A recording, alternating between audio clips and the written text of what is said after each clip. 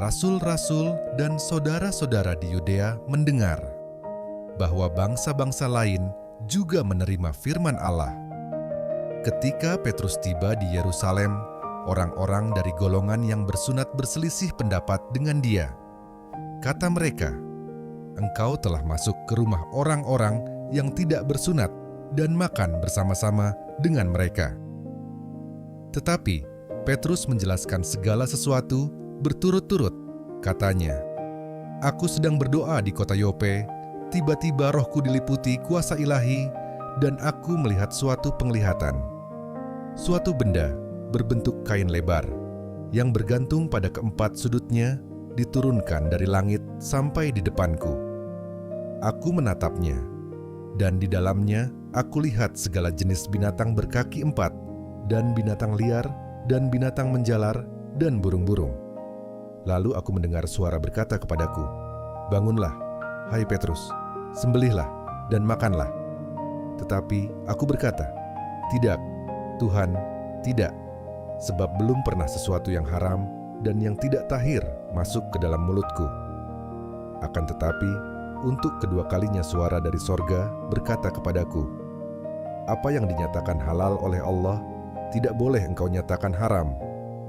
Hal itu terjadi sampai 3 kali, lalu semuanya ditarik kembali ke langit.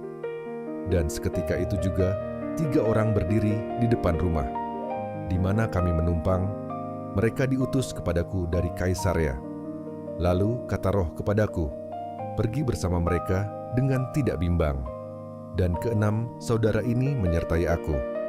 Kami masuk ke dalam rumah orang itu, dan ia menceritakan kepada kami bagaimana ia melihat seorang malaikat berdiri di dalam rumahnya dan berkata kepadanya, 'Suruhlah orang ke Yope untuk menjemput Simon yang disebut Petrus. Ia akan menyampaikan suatu berita kepada kamu yang akan mendatangkan keselamatan bagimu dan bagi seluruh isi rumahmu.' Dan ketika aku mulai berbicara, turunlah Roh Kudus ke atas mereka, sama seperti dahulu ke atas kita. Maka teringatlah aku akan perkataan Tuhan. Yohanes membaptis dengan air, tetapi kamu akan dibaptis dengan Roh Kudus. Jadi jika Allah memberikan karunia-Nya kepada mereka, sama seperti kepada kita, pada waktu kita mulai percaya kepada Yesus Kristus, bagaimanakah mungkin aku mencegah dia?" Ketika mereka mendengar hal itu, mereka menjadi tenang, lalu memuliakan Allah. Katanya, "Jadi kepada bangsa-bangsa lain juga Allah mengaruniakan pertobatan yang memimpin kepada hidup." Sementara itu, banyak saudara-saudara telah tersebar karena penganiayaan yang timbul sesudah Stefanus dihukum mati. Mereka tersebar sampai ke Fenisia, Siprus, dan Antiokhia. Namun mereka memberitakan Injil kepada orang Yahudi saja.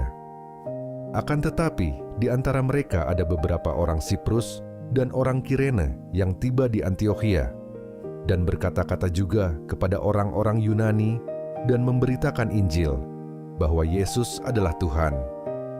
Dan tangan Tuhan menyertai mereka, dan sejumlah besar orang menjadi percaya dan berbalik kepada Tuhan.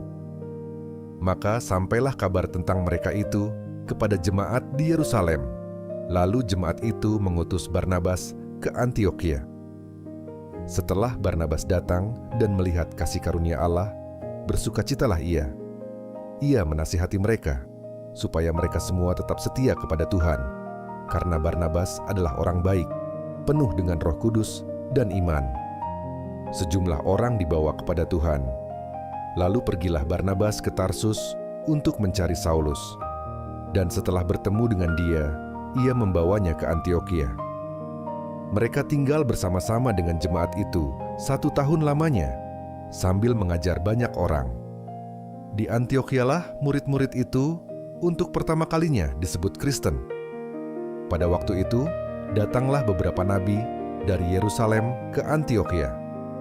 Seorang dari mereka yang bernama Agabus bangkit, dan oleh kuasa Roh ia mengatakan bahwa seluruh dunia akan ditimpa bahaya kelaparan yang besar.